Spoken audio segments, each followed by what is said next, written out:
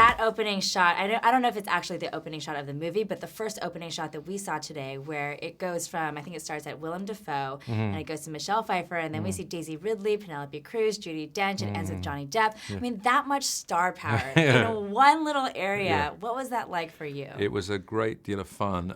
It was a challenge to, because you've been on the Orient Express, the corridors are narrow, getting everybody on there, sitting them down, et cetera, et cetera. It's a confined space, but that's what makes for the drama. The actors themselves, I think, loved being in the same scene together, and they were ready to, join in with hey, you got to remember your line there, you got to be quick here, don't miss the camera there.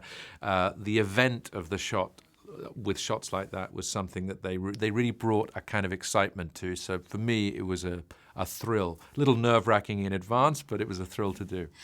But for you guys, you actually made the replica trains a lot wider.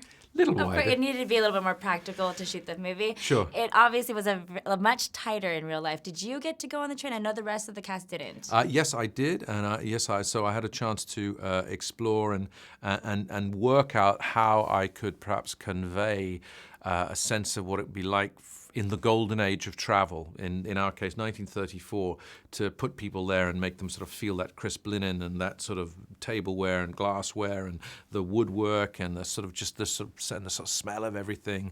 So it was great to have done it myself. And where you really feel the miles under your feet, you have the sense of travel. You sometimes get in an airplane, it's a miracle, you go somewhere, but you haven't really enjoyed the journey. With a train journey like this, you can. I'm so glad that Fox let me take that train ride here to London, and I got that experience, because then when I saw the footage today, I'm thinking that actually you really did capture the essence and the feel of the train. I really felt like you probably just shot what really was on the train. Well, I'm glad to hear you say that. There is a sense of event when you go for a journey like that. People take it. It's often been a special occasion. When I was on there, there's a special birthday happening here. There's last time I was on that train, I looked over. We're having dinner like this, and I look over and I see the guy get down on one knee, and I see the roses come out. I see her face. It was just.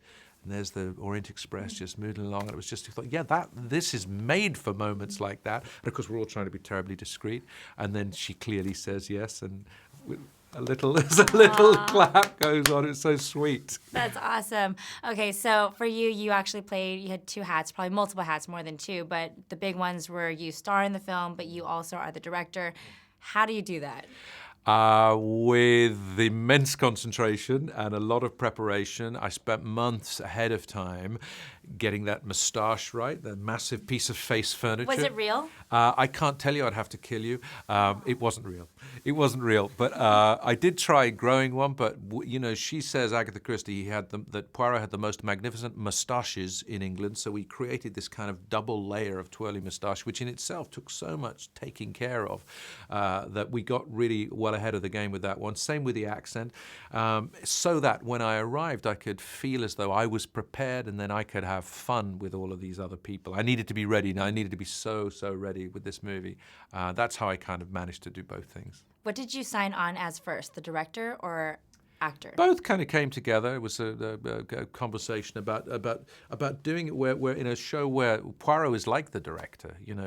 I'm looking at actors for performance, but I mean I might as well be Poirot, working out whether they're telling the truth or not. So it was a really helpful combination in this case. I hope you don't take this the wrong way, but in the movie, your character looks a lot older than you actually do in real life. Was there makeup done to make the character seem a little bit aged more? Well, as you know, I'm in my late 20s now. It's difficult sometimes to defeat that playing age.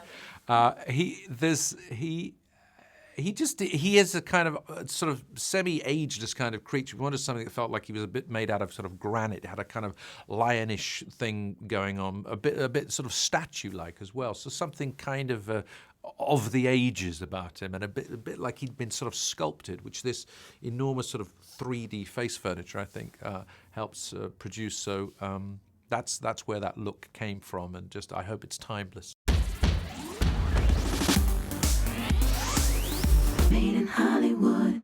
Hey guys, thank you for watching this video. Don't forget to subscribe to our channel, Made in Hollywood TV. Let us know what you think in the comment section below. And for the next awesome video, click right here.